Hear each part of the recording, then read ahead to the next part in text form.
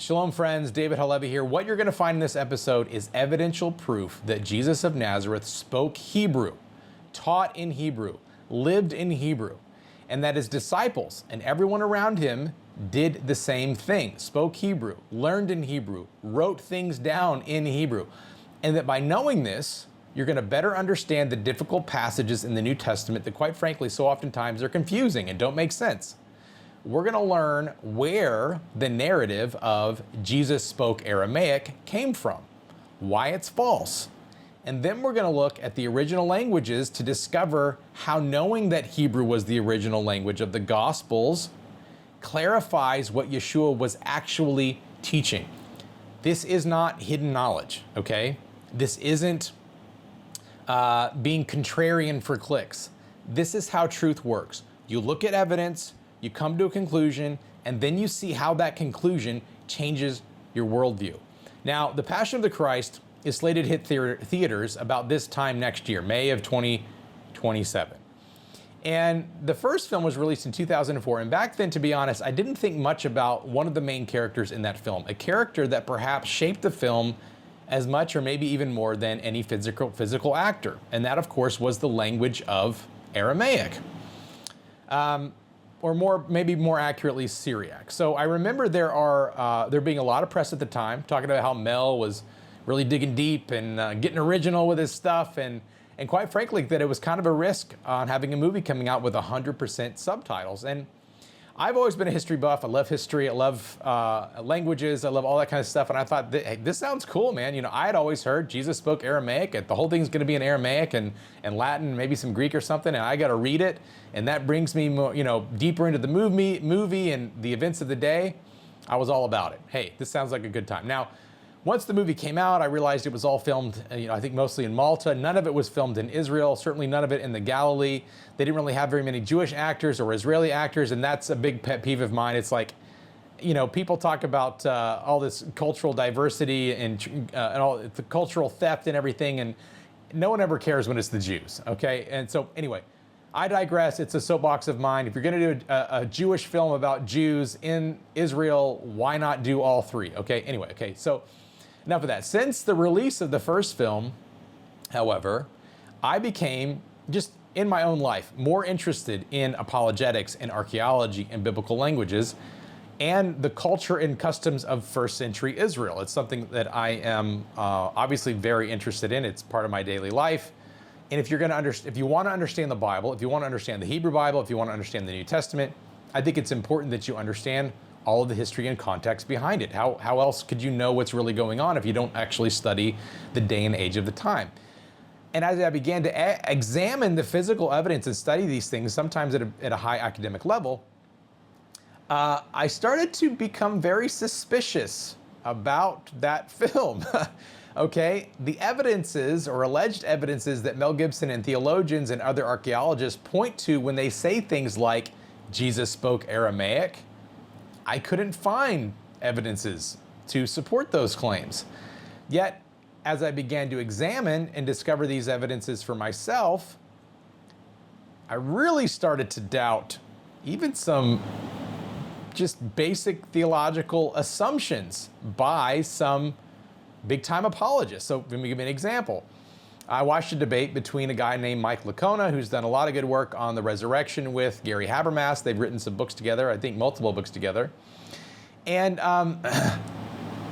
Mike Licona questions the accuracy or even the inspiration of the New Testament and its inerrancy because, as he says, the Greek is so bad in the Synoptic Gospels. That's Matthew, Mark, and Luke.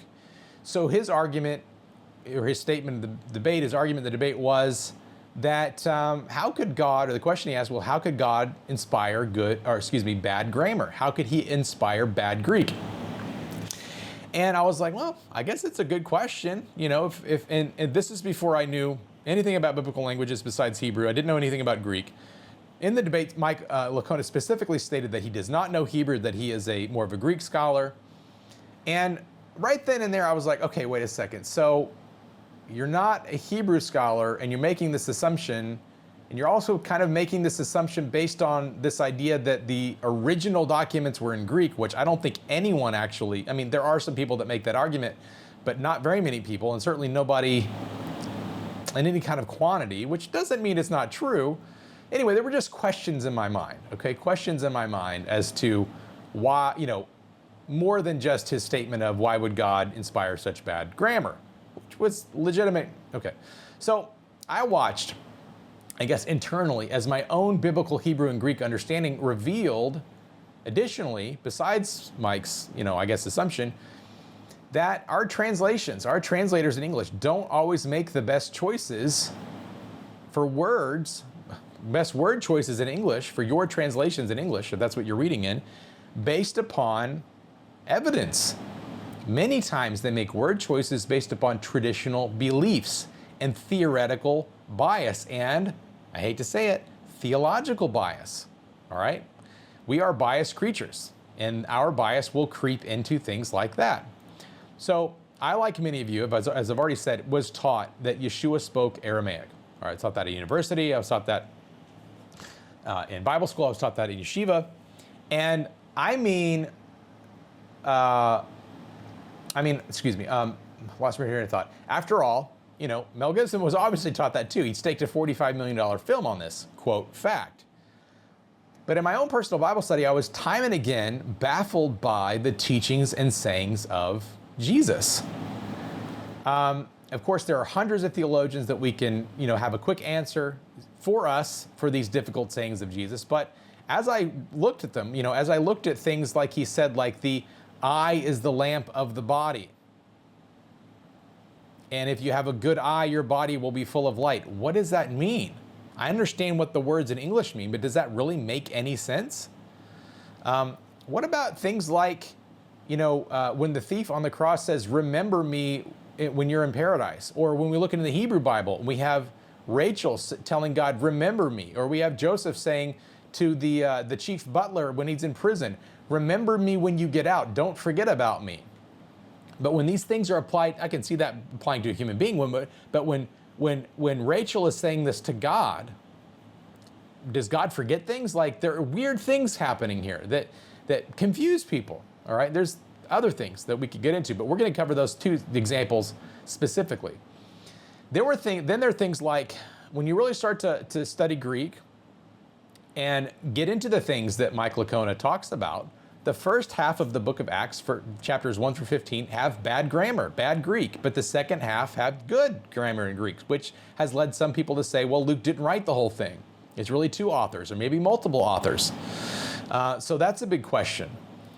So I collected all these things, like splinters, kind of that get under your skin and bother you forever until you get them out. Until one day, two scholars pulled back the curtain and plucked the splinters out of my skin, and everything instantly clicked. All right, instantly I knew that Mike Licona was both right and also very, very wrong. And I knew why English translators time and again translate the text wrong or put a footnote that is so extremely biased against what the Greek clearly states.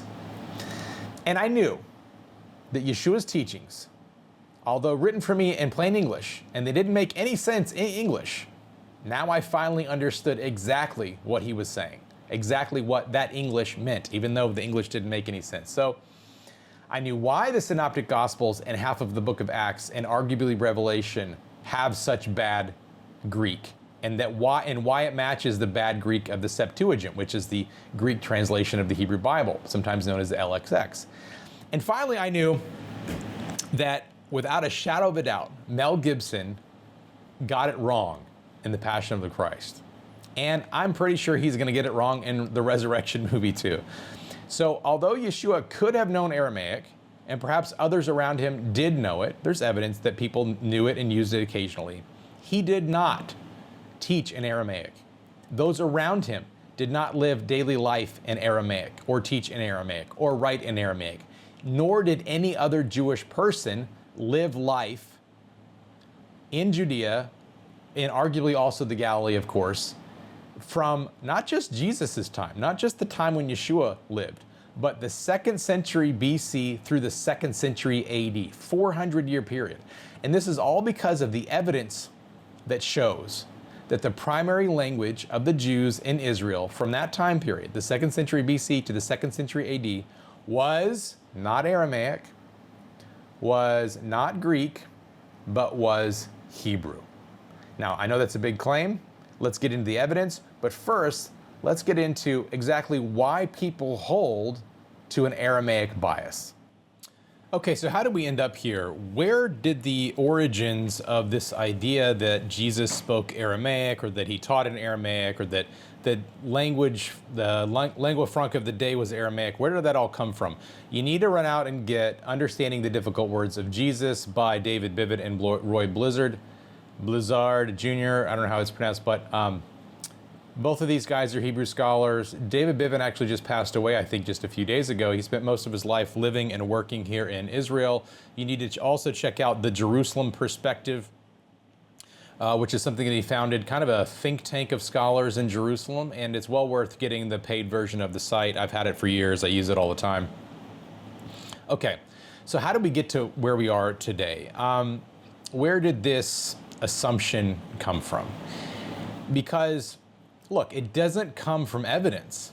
That's what anybody who digs into this long enough, it's been half a day, you realize there's no evidence that the spoken language of the day in Judea, or even in the Galilee for that matter, there's no evidence that it was Aramaic. But I tracked down where it came from, okay? And it came from a publication. This is where it began, in 1555.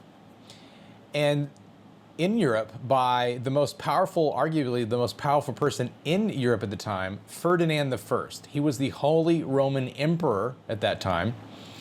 And he funded the publication of a New Testament in Vienna in Syriac. Now, what is Syriac? Syriac is a late form of Aramaic. And the title of that publication stated as a fact that Syriac was the vernacular of Jesus Christ, consecrated by his own divine mouth, all right? And there's no argument made there, all right? Let's look at, I think I've got a picture of it here. Yeah, so that's a picture of the title page. You actually see that it's hinged right on the book because it's right to left here in Syriac. And it makes these basically three statements here. Let me read this for you. On the left there, it's Liber Sacrosancti Evangelii de Jesu Christo Domino et Deo Nostro, the book of the sacred gospel of our Lord and Jesus Christ. Okay, so that's on the title over here. That's, I don't know if you can see my mouse. I never know if my mouse is showing up on my monitor or what you guys are seeing. But that's what it says there, all right? And so it also makes three claims on that title page, all right? Down here in the Latin, it makes three claims. And those claims are that this is the language of, the vernacular of Jesus Christ, that was sanctified through his divine mouth, meaning the words, like this New Testament that's being written here, is the language of Jesus. And the words were sanctified through his divine mouth. And that which was called Hebrew by John the Evangelist was actually Aramaic or Syriac, okay? So what's the point? Well, Ferdinand I and the Eastern Church of the day publishes this work in 1555. What is this work? This work is the New Testament. And they are making the claim, all right? Making the claim that not only did Jesus speak Aramaic, that the very words in that New Testament that they were publishing in 1555 were the very words that were coming out of his mouth. This is a power grab. This is a massive power grab by the church under Ferdinand, the Holy Roman Emperor, to say, we have the actual words of Jesus. Not only that, all of their services, all of their liturgy, all of their prognostication coming from the pulpits was all in Syriac. And so it gave them this air of divine, okay? It gave them the ability to say, not only is the language that we're using what he spoke, but the words that we have in this publication are the actual words of Jesus of Nazareth. The problem is there's no argument made for them. It's just an assertion. They don't give evidence for this. They don't give the text that they copied it from as if there was a Syriac or an Aramaic original that they copied these from. No, none of that happened. It was just, these are the words of Jesus because we say so. That's what it was, all right? So it was simply imperial propaganda dressed up as scholarship, and it worked. Now, 3 centuries of scholars built on that foundation, really without ever questioning it. So by the time we get to the 19th century, there's a German Protestant biblical scholar named, I think it's pronounced Pfannkuch. I don't speak German, so something like that, or Pfannkuch, or something like that. He took the 1555 claim, and he just hardened it even further in his own academic framework. And he cast Aramaic as this universal language of the common people. And why wouldn't it be? I mean, the Eastern Church uses it, and they have the original, Syriac New Testament, which is the original from Jesus. All of that is made up, by the way. There's no evidence for any of that. But not only that, but he was also discriminatory on Hebrew as a language. He called it particularist, that it was just simply this tribal tongue of the Jews. But the universal Savior, in his framework, should speak a universal tongue. And for him and the Syriac, the Eastern Church using Syriac, later form of Aramaic, they say, we have the universal gospel. We have the universal New Testament because we are using this universal language of Aramaic. Never mind that there's nothing universal about it. It was antiquated at the time of Jesus, and we're going to get to that. So this is not, they don't make a linguistic argument here. There's no evidential argument here. It's just a theological preference. And it really does tell you something important about what's driving this conversation and the origins of this conversation, because you have this guy, first you kind of have this guy in the early, I said 19th century, I'm pretty sure Pfannkuch was late 18th century. No, he was early 19th century, so early 1800s. Then by the time you get to the late 19th century, you got to remember there's lots of other stuff going on here. You have Darwin, you have the evolution of the species been written, and along with that, you have a lot of liberal scholarship being birthed in Germany. This is all coming from Germany. So by the late 19th century, there are these giants of German critical scholarship, Wellhausen and Harnack and Holtzmann, and they basically locked this idea, this Aramaic origin story, into academic consensus permanently, all right? Now, these names, Wellhausen and Harnack and Holtzmann, are worth knowing because these are not minor figures. They weren't minor figures then, and they're not minor figures now. These are the men who reshaped biblical studies from the ground up. Wellhausen gave us the documentary hypothesis. This is the theory that the Torah was written by 4 separate authors, and this is still taught in virtually every seminary today. Maybe not conservative seminaries, but it's definitely given as an option, all right? I do not hold to this view. I think the Torah was written by Moses. The Bible says the Torah was written by Moses. All right, this is a whole nother video, but all right. Harnack was so influential that Kaiser Wilhelm II made him a member of the hereditary nobility. And Holtzmann established the 2 source hypothesis, the dominant framework for synoptic gospel studies. Sometimes these guys, the idea that not QAnon, but that there was this basically early work that the synoptic gospels were based on, and then you have this idea that Mark is really the gospel that the other synoptic gospels of Matthew and Luke were based on. I don't agree with any of this. I don't think any of it is good scholarship or conservative scholarship. But this is where all of that came from. Basically, all of modern liberal scholarship came from these guys and came out of Germany.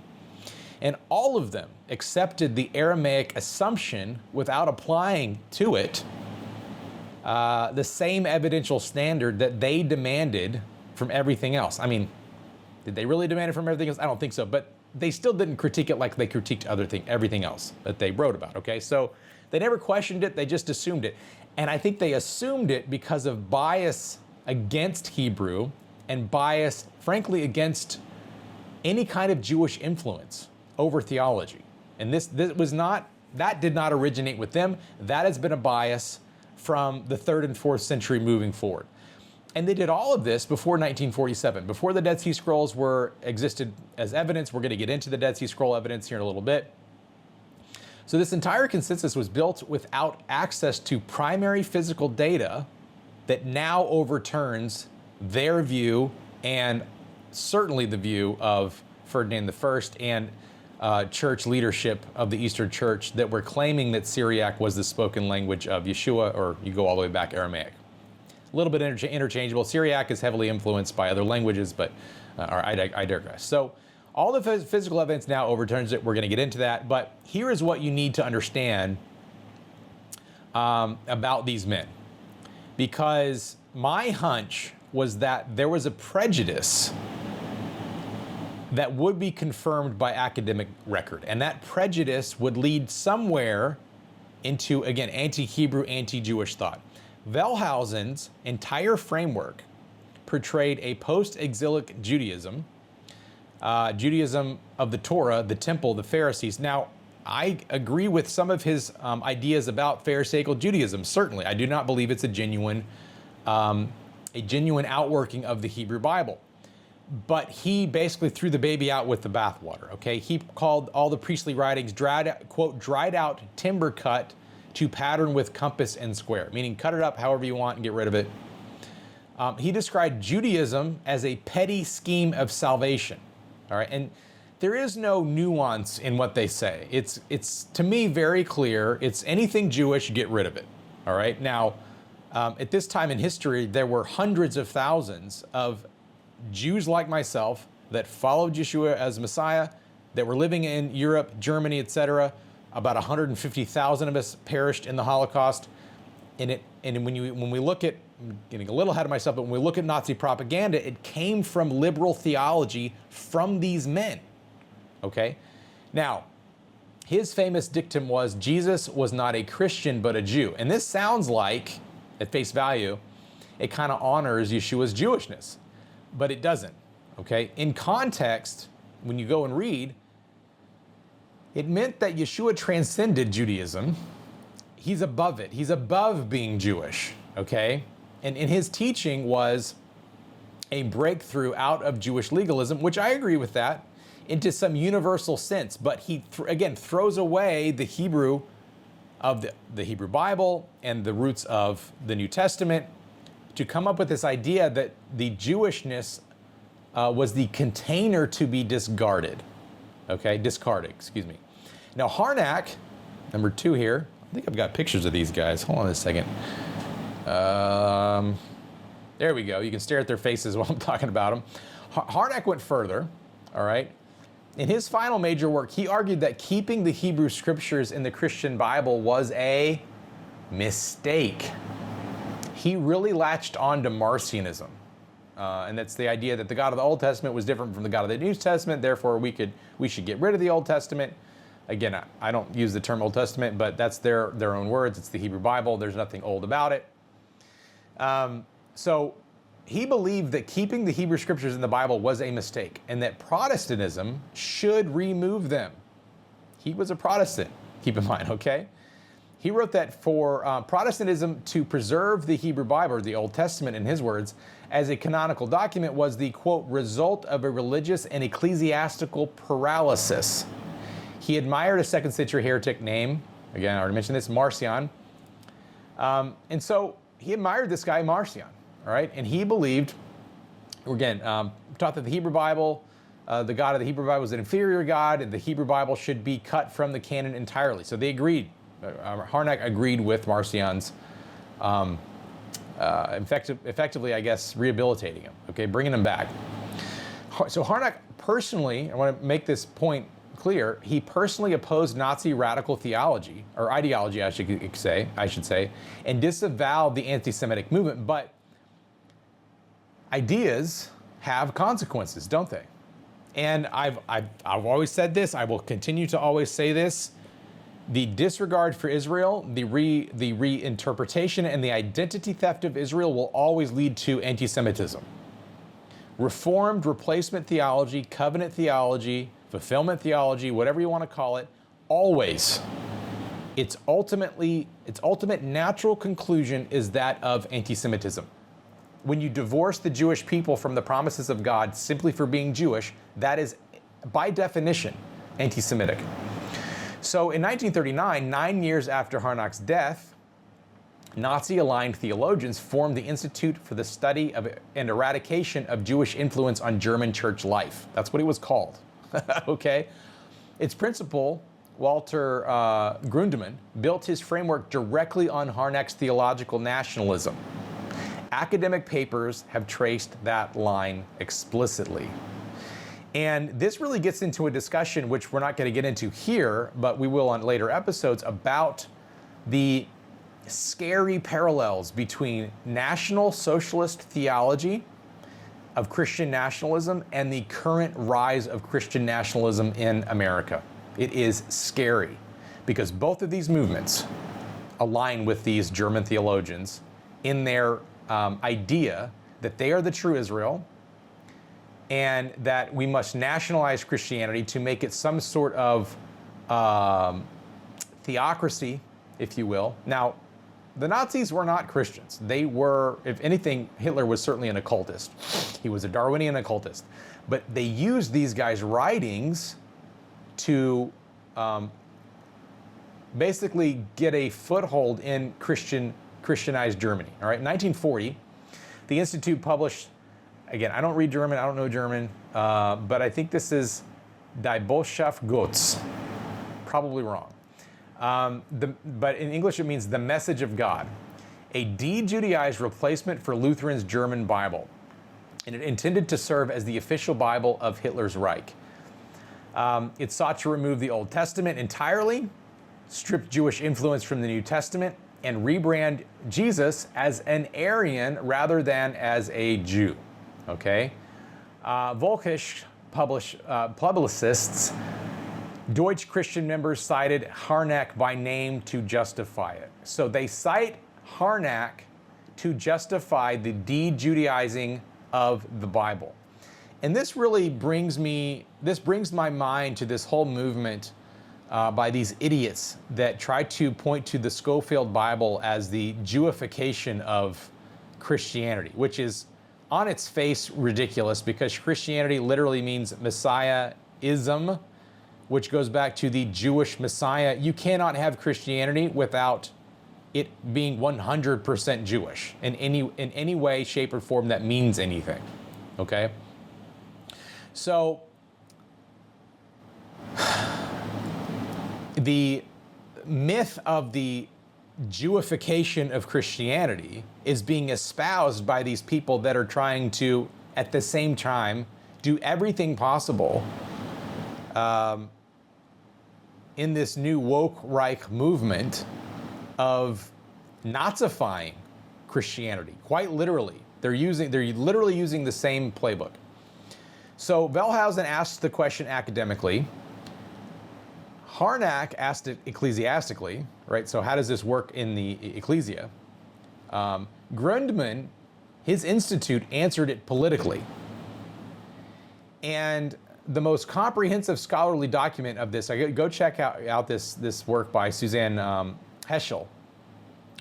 Her work, The Aryan Jesus, Christian Theologians and the Bible in Nazi Germany. And it was published in by Princeton University Press in 2008. And it was not a polemic. It was a peer-reviewed scholarship from one of the most respected Jewish theologians in America. That's Suzanne Heschel. And it traces all of this stuff I'm talking about. It traces exactly this line from German liberal Protestant tradition to the Nazi de-Judaization That's a word? Project. Okay? So she traces all this stuff. This is not just hearsay. This isn't some conspiracy theory. It's how liberal German theology from the 19th century led directly to the propaganda machine of Nazi Germany. All right? Now, I'm not saying that Wellhausen and Harnack were Nazis. They were not, okay? The record doesn't support that. I couldn't find anything that, I couldn't even find them really to say anything necessarily anti-Semitic other than the theology that they held, all right? But their frameworks provided this theological infrastructure that Nazi-aligned churchmen built directly upon. And the Aramaic assumption was a piece of that larger project, the systematic separation between Yeshua and the Hebrew-speaking population of the day.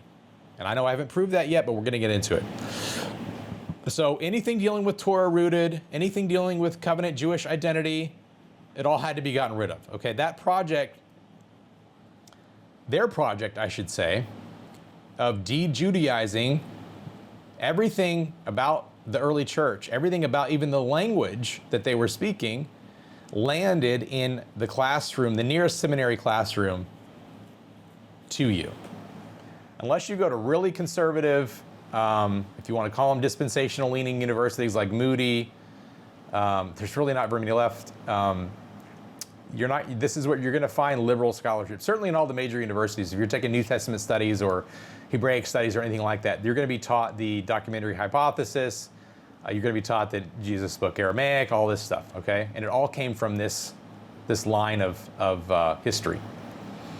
So then it ended up in 2004 on a film set in Malta, right, where Mel Gibson shot the Passion of the Christ entirely in Aramaic, a language that physical evidence tells us Yeshua almost certainly did not teach in. So this is not an evidence-based thing. It's an institutional movement. And after 3 centuries of it, starting with emperors printing in 1555 of the alleged original New Testament in Aramaic, this is where we have arrived. This is where it all originated from. Now, as I get into the evidence in this next segment regarding the physical evidence, we're going to cover something called Aramaic loanwords, which is what a lot of modern scholars will point to. They don't talk about any of this stuff. They don't talk about how, the Peshitta, the original Syriac here, New Testament, not original, but this publication in 1555, they don't talk about how that's the origin story of the Aramaic claim, but that's it. And again, go research this for yourself. You can find other evidence. I'm happy to hear it, but there is no evidence. That's the problem. That's what this is all about. And that lack of evidence has pointed people away from finding real answers when it comes to difficult words of Jesus in the New Testament. The kind of people don't want to talk. People, they read their New Testaments and they don't understand something. They go to some, commentary about it and someone claims to know the answer. But let me tell you something. We're going to cover some of these examples, and only when you look at them in Hebrew does it make any sense. So that's the origin story of the Aramaic theory. Let's get into the evidence on why it's all false. Okay, so evidence. Now you know where the Aramaic thing came from. I'm going to touch briefly on this thing called Aramaic loanwords here in a minute, but again, there's so much. This is such a great. It's not thick. It's not. It's just such a great book to start you on this journey of understanding. We're going to cover 2 examples of kind of difficult things that Yeshua says. And there are so many, there's a ton in here, and there's more that they don't cover that David covers in other books and other papers and stuff. Again, on the Jerusalem perspective, I would encourage you to get that. I just want to read this because I think this really does frame this discussion really well on why it matters, okay? Because some of you kind of still sitting there. Once I get to these examples in the Bible, you'll get it. You'll be like, oh yeah, it does matter. It really does matter. But in their own words, this is what they say, Biven and Blizzard. Most Christians are aware that the Old Testament was originally communicated in Hebrew, and that it's important to know the Hebrew understanding of the Old Testament. What they don't recognize, however, is the importance of Hebrew in understanding the New Testament. It should be emphasized that the Bible, both Old and New Testaments, is entirely highly Hebraic.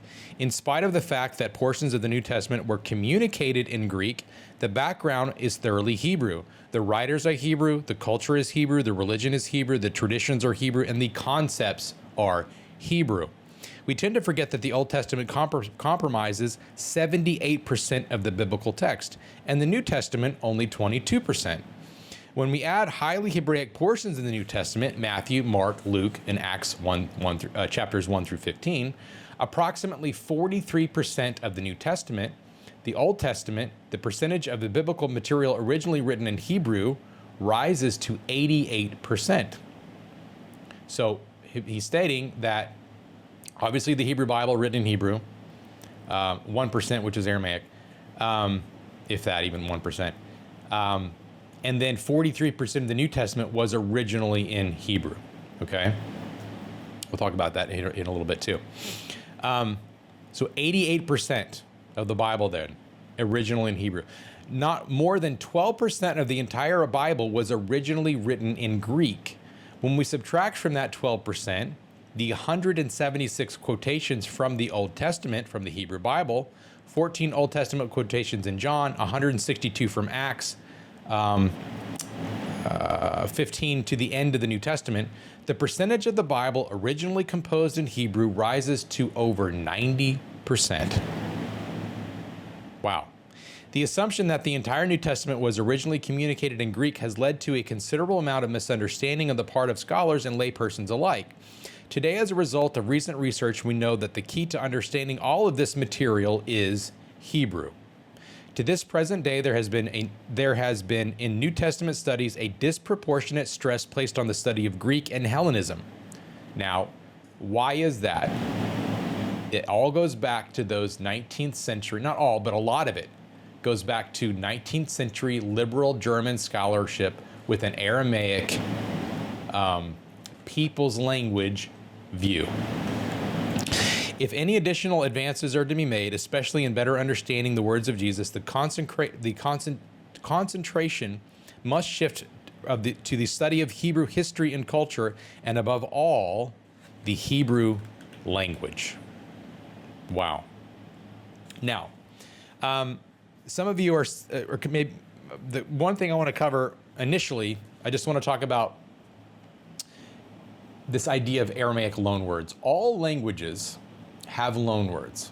So a couple in English would be, one would be chateau, right? We use chateau sometimes to talk about a big house. Really in French it means castle, right?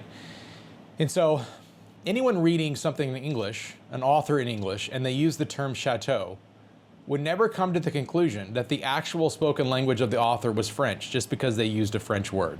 Yet that's the conclusion that a lot of modern scholars will claim because of similar Aramaic loanwords in the New Testament. But the fact is that there are more, okay, how do we see an Aramaic loanword in the New Testament? Because it's written in Greek. The Greek copies that we have, that your English Bibles are translated from, are in Greek, right? What you have is, you have what's called a transliteration. They will spell out in Greek the Aramaic word, okay? But here's the issue. There are more Hebrew transliterations in the Greek than Aramaic transliterations.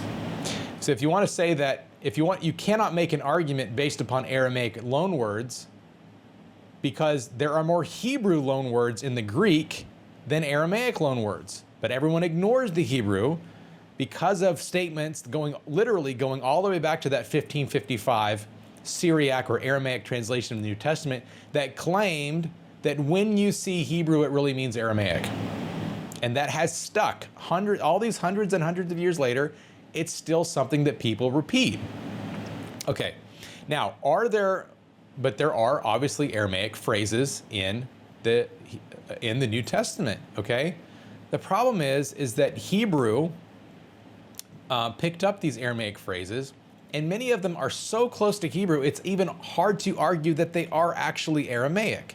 Now, Aramaic and Hebrew are different languages, but many of the words are similar, okay? Another popular one is Matthew 27:46. Matthew's version reads, Eli, Eli, lama sabachthani. Okay? This is strictly Hebrew.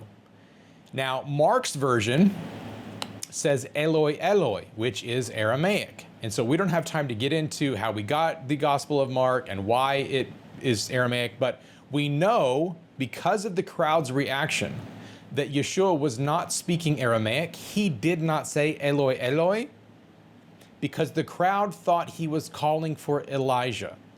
And Elijah's name in Aramaic could never be confused with him calling for, with him quoting, the verse he was actually quoting. So we know that he was quoting Psalm 22, verse 1, all right? And Psalm 22, 21, my God, why have you forsaken me? Eli, Eli is also a short form for Elijah, Elijah. But he was crying, my God, not crying for Elijah. But those nearby thought, is he crying for Elijah? Okay? The point is that if he was speaking in Aramaic, they could not be confusing the two. It's an impossibility. He was quoting the Hebrew Bible. Now, personally, I don't think this is a good argument to say, see, this is how we knew Yeshua spoke Hebrew on a daily basis, because he was quoting the Bible. He's quoting the Hebrew Bible, which of course every Jew knew, and every Jew knew it in Hebrew. So it's not a good argument. Okay, so I'm kind of stating that out as a devil's advocate point of view here. But then you get to references like Mark 5:41. Yeshua raises Jairus' daughter with the words Talitha Kumi. All right, this is routinely cited as Aramaic proof. However, Talitha appears in Mishnaic Hebrew as a term of endearment for a young girl.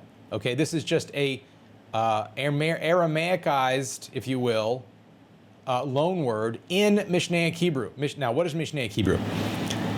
It has to do with the Mishnah, which is the oral Torah being written down in the 2nd century, which should tell you something, because in the 2nd century, the common vernacular being written down for the oral Torah being used was Hebrew. The closest thing that I could say about Mishnaic, to kind of get you guys to understand what Mishnaic Hebrew is, we all have a version of English that we speak and a version of English that we write in. Okay, there's spoken English, the spoken word, and then there's what we write. We tend to write at a higher level, okay? We write at a higher level than we speak. And so if the Hebrew Bible is that higher level, the Hebrew text, the Old Testament, then Mishnaic Hebrew is the spoken version of the Hebrew text, okay? All right, okay. Overall point here, Aramaic loan words cannot be the determining factor for someone saying that Yeshua spoke and taught and lived in Aramaic, because Hebrew loan words outweigh it. Actually, vastly outweigh them, all right? Now, beyond that, we have what's really going on here, before I get into the hard evidence of how they were speaking Hebrew, like what we've actually dug out of the ground, what historians that were living at that point in time were saying about what language they were speaking. There is a bias that continues in your English Bibles today that comes all the way back from that 1555, all right? Now, if we go to, this here is an ESV, English Standard Version. Now, I like this ESV Bible, not because of the translation. I actually don't like the ESV translation at all, but I love the paper. I love how they did this interleaved version. And if I want to have notes here, I can write all the notes that I want between these two pages. And anyway, it's just fantastic that way. All right, but if we go to, let's go to Acts 21:40. I guess we can try that first.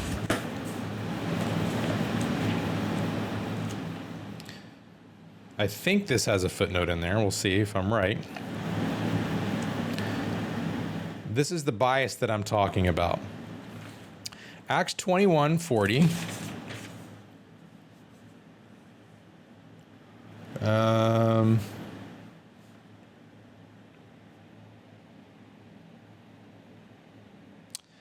And when he had given him permission, Paul, standing on the steps, motioned with his hand to the people, and when there was a great hush. He addressed them in the Hebrew language, saying, and then he goes on from there.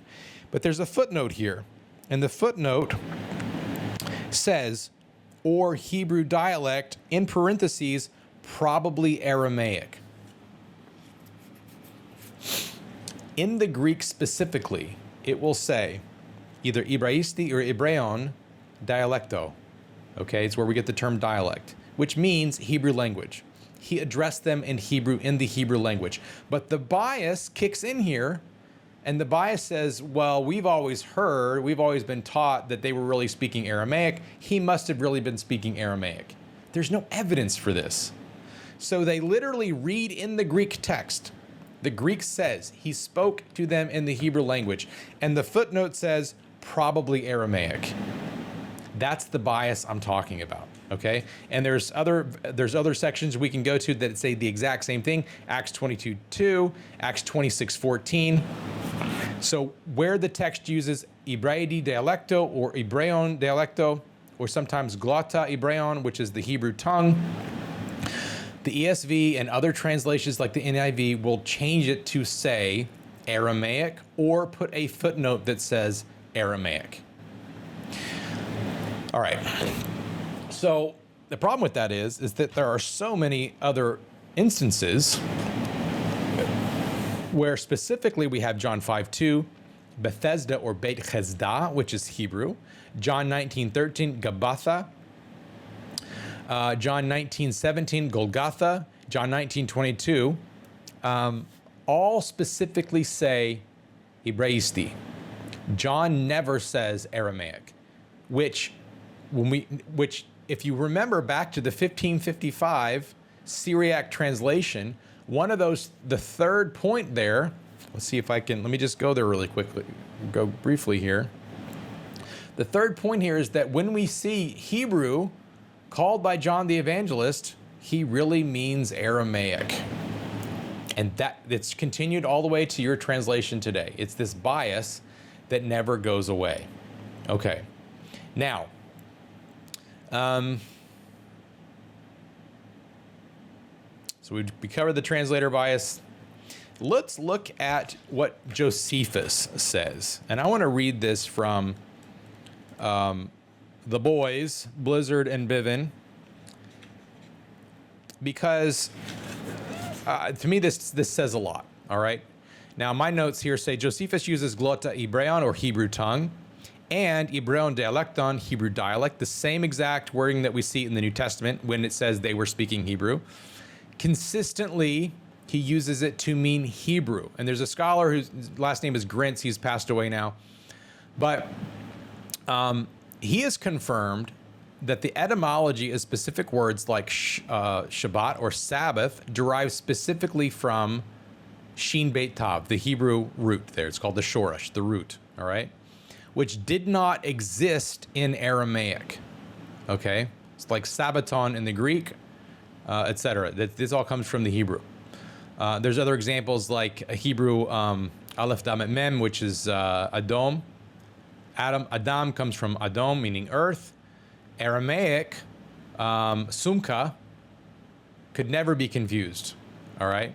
So these are all words that Josephus is using. So when he says Hebrew, when Josephus says Hebrew, he means Hebrew. Let me see if there's anything here that we need to cover besides that.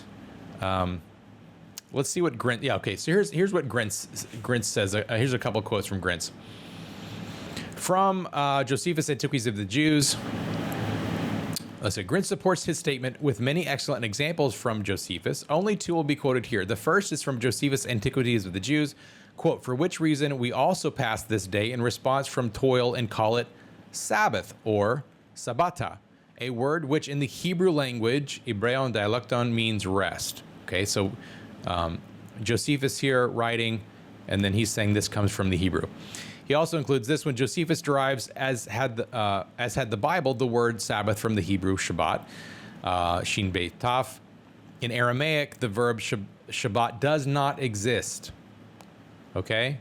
Aramaic translators instead use nun, well, it's NCH here. I'm guessing it's like, I don't know the Aramaic, but nun chaf chet. Descriptions in transcriptions by authors. So here's a second example found in Antiquities of the Jews. Now this man was called, this is the bread example, but I guess I'm repeating myself. But now this man was called Adam, which in Hebrew, which in the Hebrew tongue signifies red. So this is Josephus saying this. He's calling it the Hebrew tongue. Thus, so Grinch summarizes, thus Josephus derives Adam or Adam from Adom, red. In Aramaic, red is expressed by sumka. There is no root ADM or aleph daled mem in that language. Josephus does refer to Aramaic words, but what should be emphasized is Josephus never said of any of the words cited in their Aramaic form that they were Hebrew. So Josephus obviously knew the difference between the two languages. When there is a difference, he signifies the difference. If it's Aramaic, he says it's Aramaic, but he never calls Hebrew Aramaic, never. All right? So Josephus is a very important witness to this because he lived in that time and space. He was the he was the general of the northern rebellion against Rome from 67 to 70. Actually 60, when did he start? 65, 60, 66. 66, he was put in charge of the north. They ended up being defeated at Gamla, and then he switched sides and became a historian for the Romans. Okay. Let's talk about physical evidence. So we have Josephus's witness, okay, but now let's talk about physical evidence. And a big part of this is the Dead Sea Scrolls. Now, you have incredible scholars like, is it A.G. Segal? I can't remember his initials, but his last name's Segal. He came to the conclusion in the 20s that the spoken language of Yeshua in that time in history, in Judea, Samaria, the Levant, was Hebrew. Not the Levant going all the way up, but certainly the land of Israel. He came to this conclusion before any of the evidence that we're about to look at now, the Dead Sea Scroll evidence, the coinage evidence, the inscription evidence. So the Dead Sea Scrolls began to be found in 1947 in the Jordan Valley down by the Dead Sea. And 80% of those manuscripts, 80% are in what language? Hebrew, all right? Aramaic makes up 10 to 17%, and Greek approximately 3%, all right? So the key point here is that Hebrew is by far the most prevalent language. 80% of the scroll fragments found were in Hebrew. Now, a lot of people say, or might have the question, well, but wasn't it like the Bible? It seems like, of course, it's going to be in Hebrew. It's all like the Hebrew Bible. It's the Old Testament. It would all be in Hebrew. But that is not all what the Dead Sea Scrolls are. The Dead Sea Scrolls, they literally are a conglomerate of every facet of life. Yes, you have religious texts, but you also have mundane things like lists of rules by the Essene community. And you have other works besides the Bible that, again, encompass the entire breadth of thought life of that period in time. Religious, yes. Mundane, yes. Both are found there. So, let's see here. What else? There's an interesting thing here by Frank Cross. He's a professor. I can't remember. I didn't write down which university he's from. But he concluded that Hebrew had replaced Aramaic as the most commonly used language in Israel by 130 BC. So midway through the 2nd century BC, roughly 160 years before Yeshua's ministry, Hebrew had replaced Aramaic as the most commonly used language. Now, why did he come to this conclusion? He came to this conclusion because when he examined the writing of the Dead Sea Scrolls and other things, he ceased, if my memory serves me correctly, he ceased to see mistakes, the grammar errors, spelling errors, all right? The language became very good by that time. They basically, if you remember, the Jews were in exile in Babylon. That's where they picked up Aramaic and Aramaic letters that they then began to write Hebrew in. But then they quickly began, the evidence shows that they quickly began to get rid of the Aramaic and go back to Hebrew when they returned to the land under Ezra and Nehemiah. And by 130 BC, Frank Cross says they were back to it being the absolute normative language of the time, of the area. Okay, there's also evidence in the Bar Kokhba letters, but it's just kind of more of the same. But all of the physical script evidence that we have, the vast majority of it says Hebrew was the spoken language of then, of Yeshua's time period. But not only that, 200 years before him, and 100, or let's just say 160 years before him, and at least 150 years after him. Okay? Now, let's look at coins and ossuaries. 215 catalog Jewish coins are in Jerusalem universities. There might be a few more now because this book is a little old, but this is the note that I've got from Biven and Blizzard here. 215 catalog Jewish coins. 99 have Hebrew inscriptions. Only one has an Aramaic inscription. Okay? So the pattern is that every coin minted during Jewish political independence, the Maccabees, the Jewish Great Revolt, the Bar Kokhba Revolt, which is the second Jewish revolt, they're in Hebrew. All but one are in Hebrew. And the Greek coins come from people like Herod or Roman collaborators with those heirs. So the point is, when Jews had the power and they had the choice of the language they used, 99 out of those 100 times they chose Hebrew over Aramaic. So 1%. Which really does line up with that script evidence, doesn't it, from the Dead Sea Scrolls? 80% of the Dead Sea Scrolls, and that's a very small portion of what would have existed, was all in Hebrew.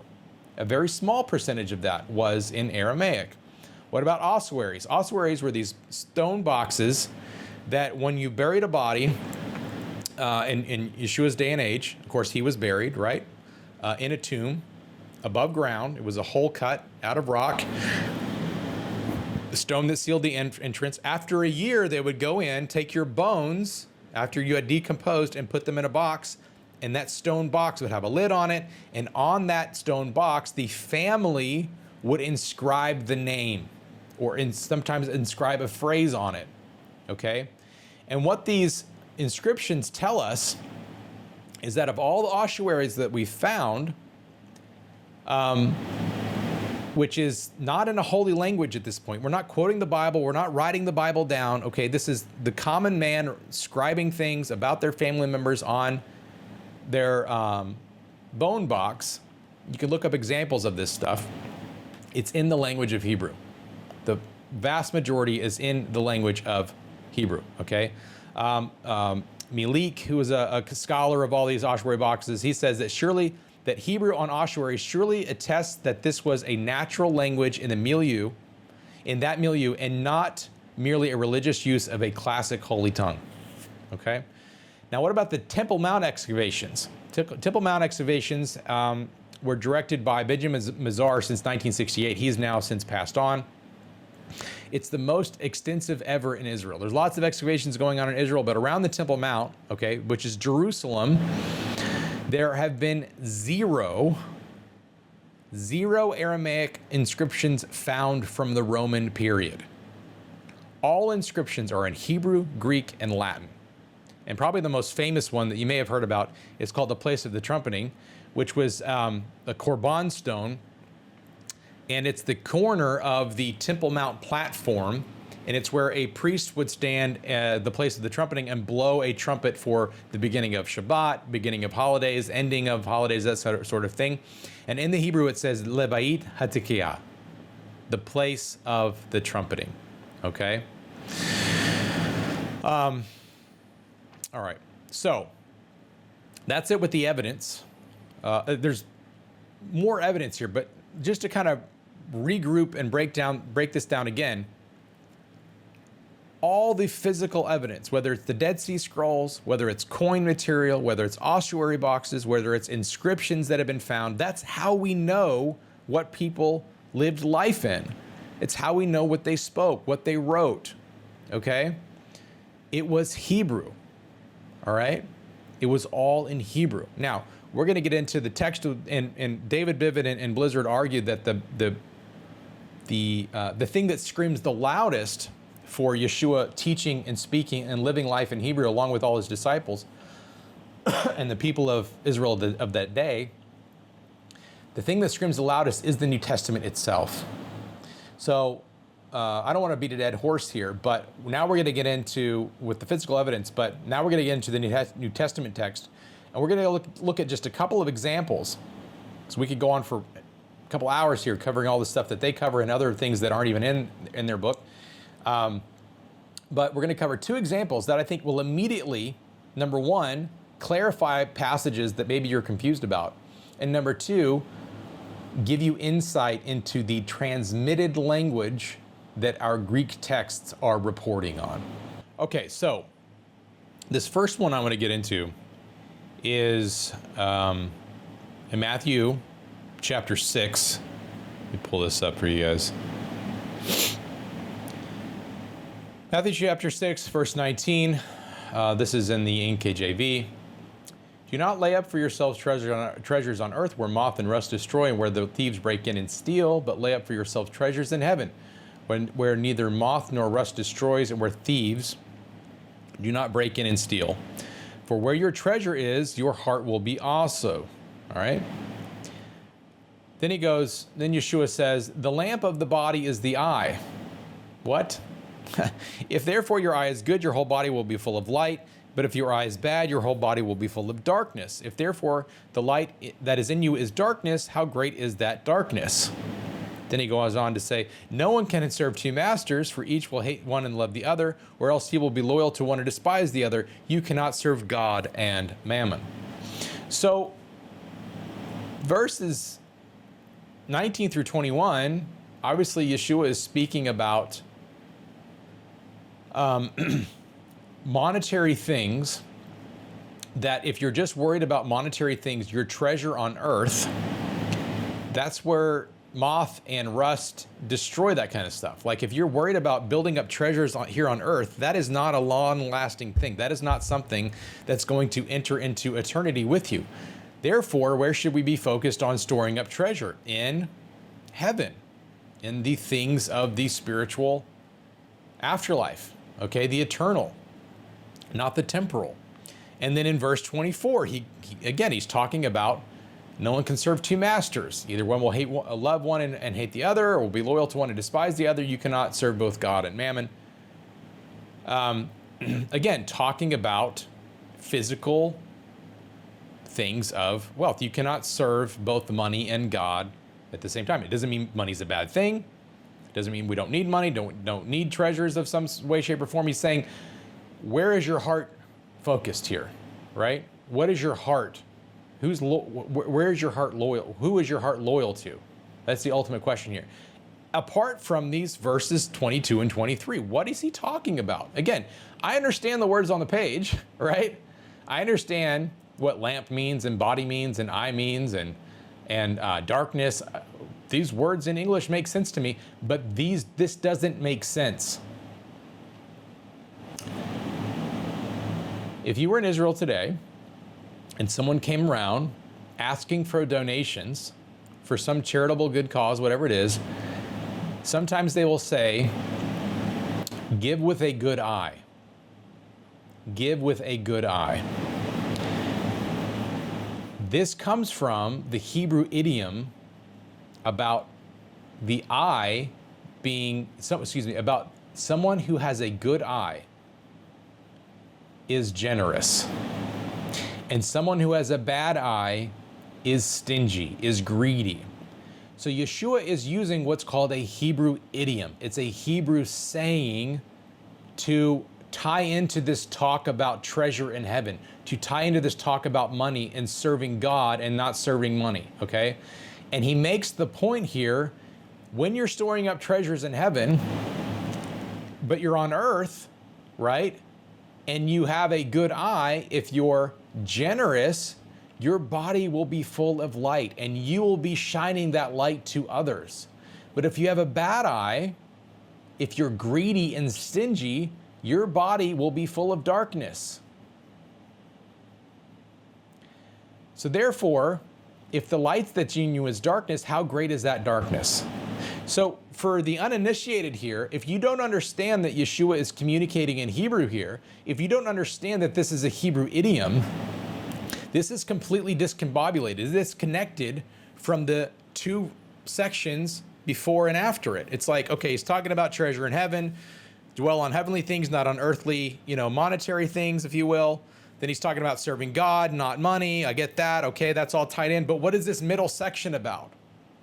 Well, once you understand this is a Hebrew idiom, it fits perfectly.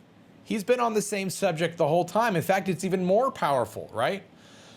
Not only should you not be storing up treasure on earth, but focused on heaven. Your heart should be focused on storing up things in heaven, right?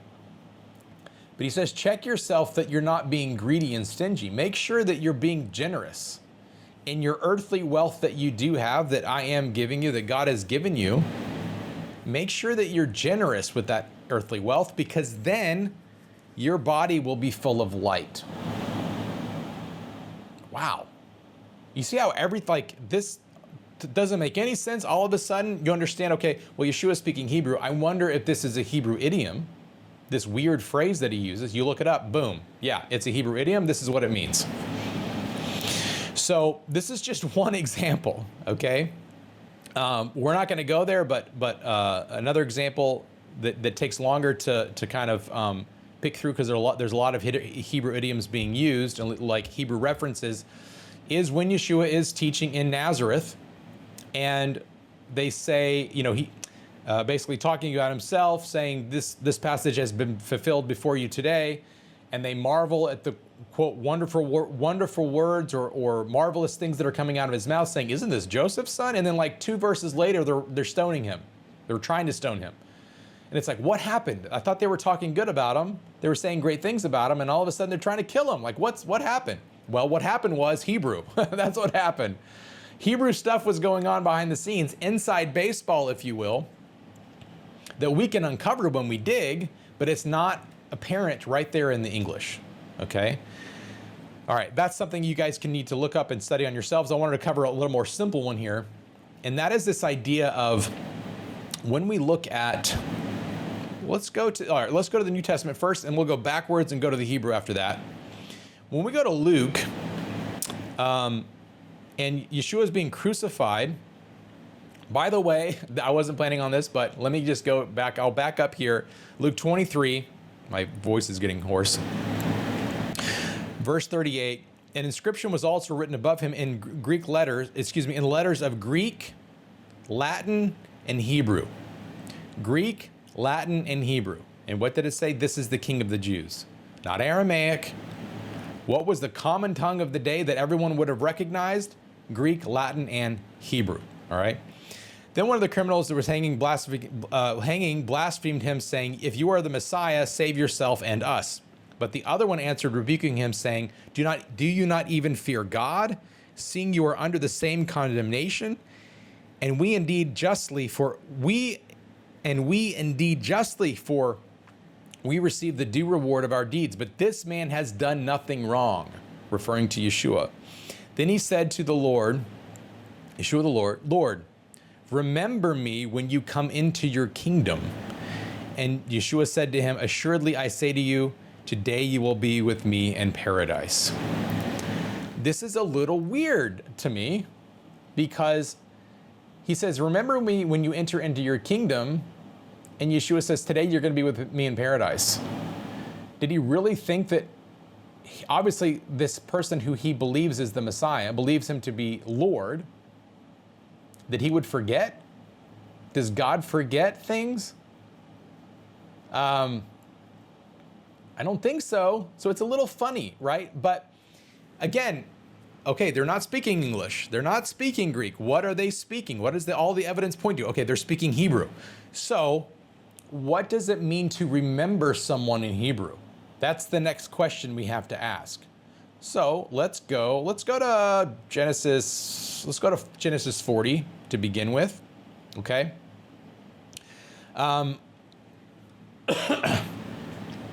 You may remember here, this is when Joseph is in, he's locked up, okay? He's been spending time in the dungeon, he's in jail, and he tells the butler, as we know him as, the chief butler to the king, but remember me when it is well with you, and please show kindness to me, make mention of me to Pharaoh, and get me out of this house. All right.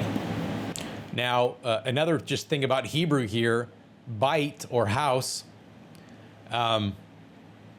literally in the Hebrew here, it's habayit hazeh. It doesn't necessarily mean house. It can mean, it'd be a figurative term. It can mean a literal house. It can mean the temple. It can mean a jail. Basically, where you're residing at the moment. It could be a meetup somewhere. It could be a group of people. So it's a very broad usage, okay? Now, remember in Hebrew can mean remember, all right? But here it says, but remember me when it's well with you. Here it's ki, right here in the Hebrew. You can see this highlighting here. Ki im zechartani, okay? So the root here, the shoresh, Hebrew words are 99 out of 100 times, more than that, but have a shoresh, the root. It's 3 letters, okay? The root's 3 letters. And the root here would be zachar, okay, remember. And he literally says, remember me, okay, zachartani. It's like the yud ending there, the e is possessive. All right, so he's telling this guy, remember me when you get up to favor and everything's going good, remember me. Did he just want this guy to think about him fondly? Like, hey, remember the good times that we had? I don't think so, all right? I don't think that's what's going on here. Just like the guy on the cross wasn't saying to Jesus, hey, remember me, remember when you get up there in your kingdom that I was here with the cross. Remember this time we had together being crucified. No, that's not what he was saying. But here we have, we go down to, what's the reference? 14? Yeah, 14. That's where we just were, 40, Genesis 40:14. And we want to go to 23. Oh, I've got it on, okay. So yet the chief butler did not remember Joseph, but forgot him. All right. So this is another part of the Hebraic equation here, this term forget. Okay. So right here in the beginning, it says, velo zachar, and did not remember. He did not remember. All right. And then if we go all the way to the end here, but forgot, it's interesting because even today in Hebrew, like if I say, like shachach is forget, like if I forgot something, I would say shachakti, shachakti, I forgot it. And that's the same root that's being used here. The shin chid chaf, chet, excuse me. Shin chat chef, kaf chet, yeah, kaf chet. So,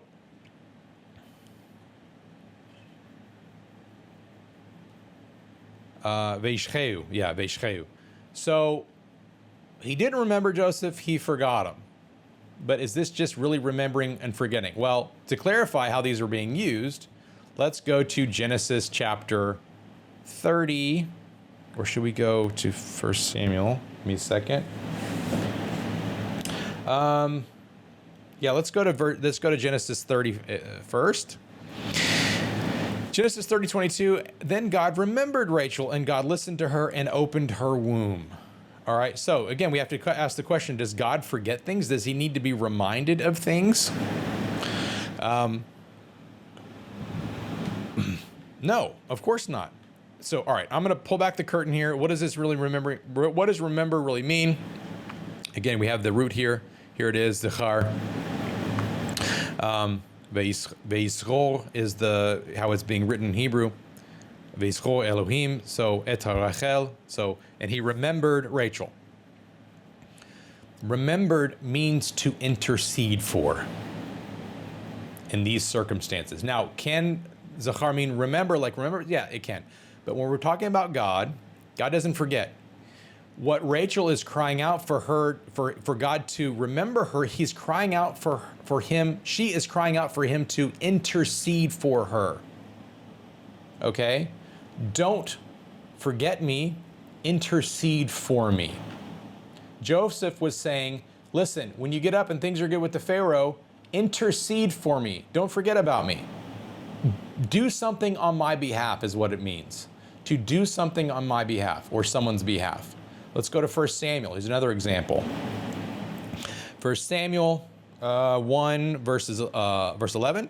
Then she made a vow and said, Lord of hosts, if you will indeed look on the affliction of your maidservant and remember me, there it is again, and not forget your maidservant, but will give your maidservant a male child, then I will give him to the Lord all the days of his life, and no razor shall come upon his head.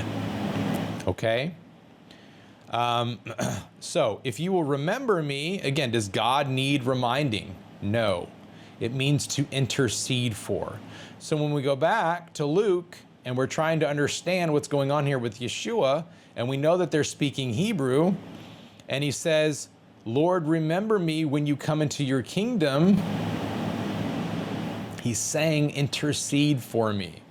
Lord, intercede for me when you come into your kingdom. And Yeshua says to him, assuredly I say to you, today you will be with me in paradise.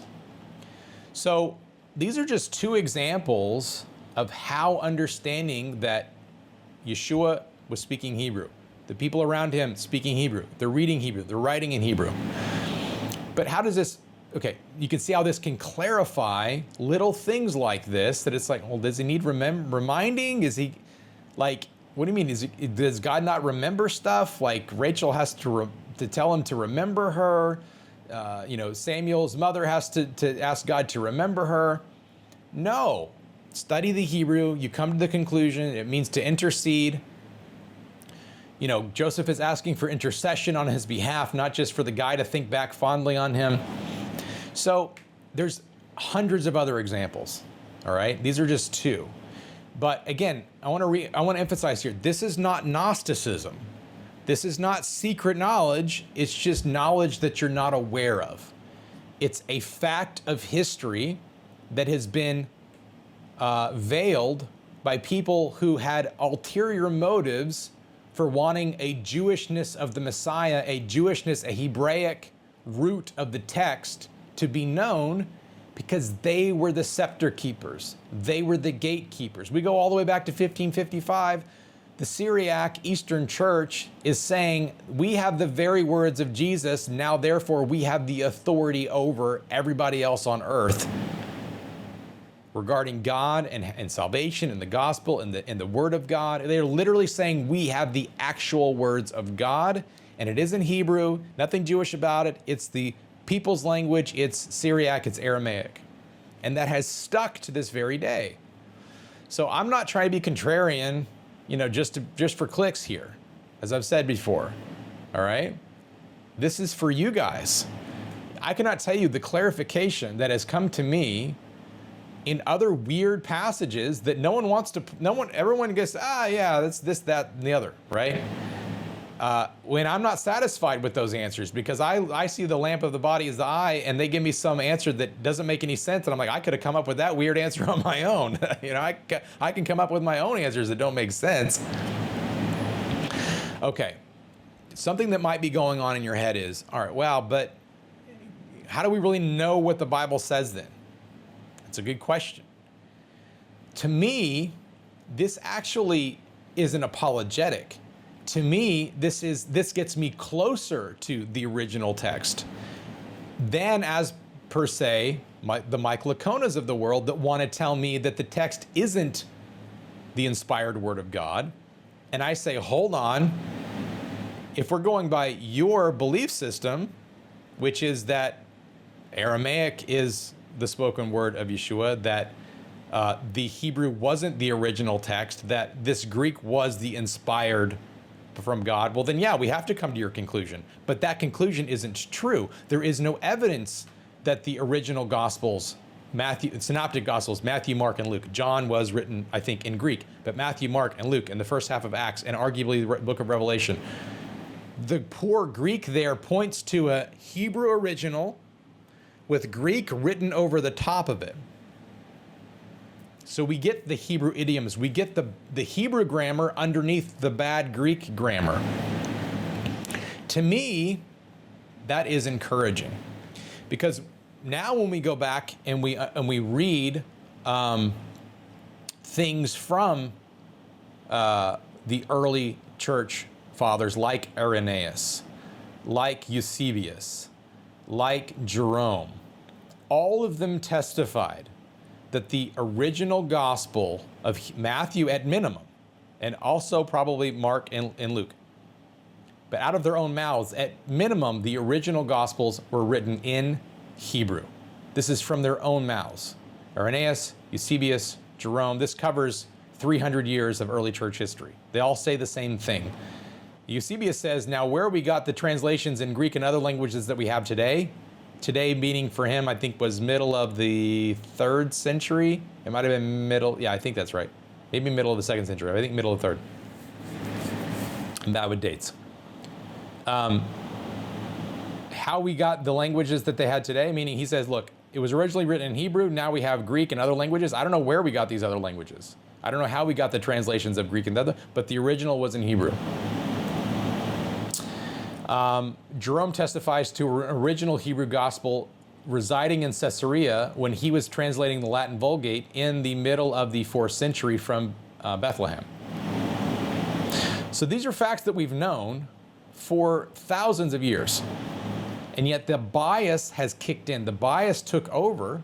Liberal scholarship took over. An anti-Hebrew, anti-Jewish bias took over. And most of the world is unaware of where we sit today. So when I can go back now, because I know that the transmitted language, Yeshua was speaking in Hebrew. He was teaching in Hebrew. They were writing it in Hebrew. We have amazing textual evidence and lots and lots and lots and lots and lots of copies of the New Testament in Greek. We can compile what it originally said, but the original statements that are now written in Greek of Hebrew idioms still don't make any sense in Greek. They still don't make any sense when translated into Hebrew. So you have to understand that. Do your research when you come to these weird sayings that don't make any sense in either language, Greek or Hebrew, even if you're really good in Greek like Mike Lacona is, and you don't come to the conclusion that God has inspired a bad Greek, you come to the conclusion that no, he inspired a good Hebrew. And it's the Greek that's bad afterwards, that came hundreds of years afterwards, or maybe 100 years afterwards, or maybe 10 years, 15 years. We don't know when the time frame, the line of succession went with these translations. Even the early church fathers didn't know. But what we do know is that Yeshua was speaking Hebrew, and that unlocks all of these difficult sayings in the Gospels that he's teaching, because now we can translate it back into what the Hebrew idiom, Hebrew phrase was.